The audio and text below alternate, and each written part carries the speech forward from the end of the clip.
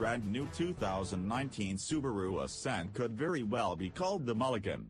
You may have heard the term used by amateur golfers as a sort of do-over for an egregiously bad first shot. But in the case of the Ascent, Subaru's largest ever vehicle, it means that the Japanese automaker gets one more chance to build a successful three-row crossover for America. Instead of trying to forget the unloved and slow-selling Tribeca, we get the sense that Subaru wants to keep that massive failure at the top of its collective mind. And we also got the sense that Subaru's engineers and product planners are confident that this time, they've hit a perfect drive off the tee, if not at Pebble Beach, then at least at one of the thousands of reasonably priced golf courses dotting the landscape of suburban America. All the pieces of the crossover puzzle are in place: 7 and 8 passenger seating options, a sizable cargo area, standard all-wheel drive, and class-appropriate fuel mileage estimates. But, this being a Subaru, the manner with which the Ascent hits its targets varies a great deal from many of its competitors. In place of a naturally aspirated V6, as found in the Honda Pilot or Toyota Highlander, is a turbocharged four-cylinder. And instead of sleek styling meant to attract eyeballs at the expense of usability, the Ascent is boxy, upright, and, well, kinda boring.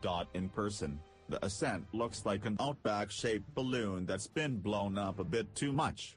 An oversized grille is flanked by big headlights at the top of the fascia and full air intakes molded from matte black plastic at the bottom.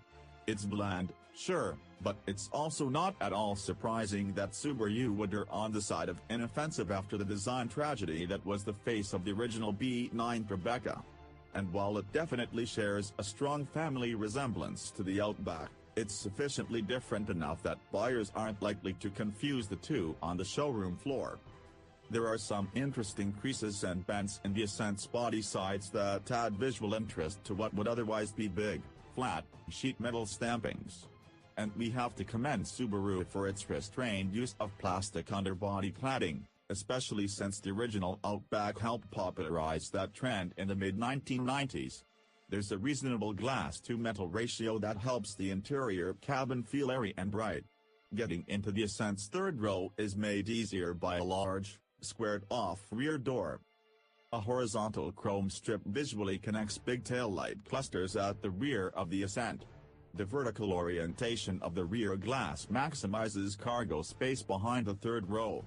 Whereas the sides are happily bereft of cladding, the rear bumper section is covered in the stuff, although the center section of plastic is actually a rather clean-looking cover for the optional trailer hitch.